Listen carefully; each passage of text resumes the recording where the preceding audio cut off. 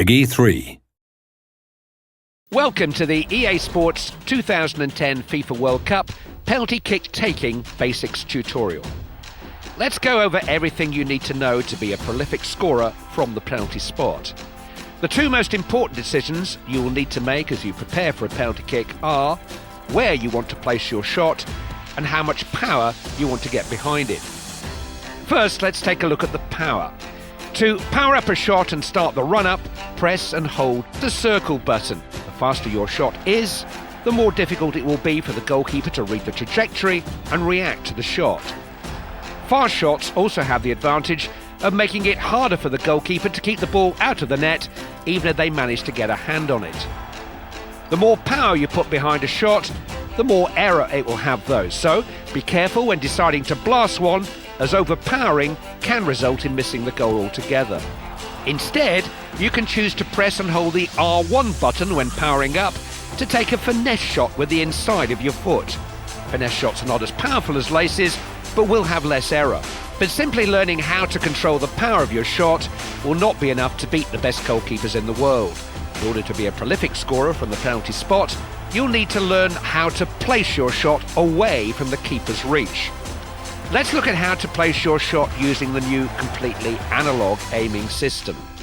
By default, you start aiming at the middle of the goal. From the moment you press the circle button to start powering up for a shot, you can hold the left stick to move the aim anywhere inside the goal. The longer you hold the left stick in any particular direction, the further your shot will go in that direction. Be careful with how long you hold the left stick, as letting go too soon will result in a shot closer to the middle of the goal, and holding it for too long will cause you to miss the goal altogether. Make sure you practice some penalties by going into practice mode before going into a match. You will be able to toggle the aiming system on and off by pressing the L2 button. This will reveal how fast the aim moves, so you get familiar with the new analog system. There is no bigger stage in football than the FIFA World Cup. Even the most masterful strikers of the ball have succumbed to the pressure and tension of taking a penalty kick when the eyes of the entire world and the hopes of a nation are resting on their shoulders. So, no matter how much you practice your penalty kicks, it will count for nothing if you're not able to compose yourself before starting your run towards the ball.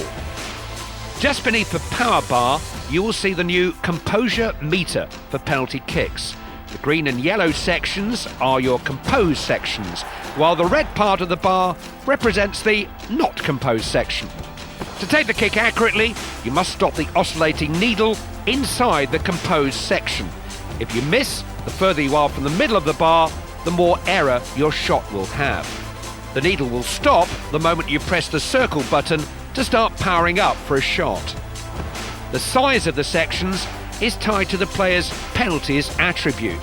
Successful players from the penalty spot will have bigger composed sections, giving you a greater sweet spot and therefore more room for error.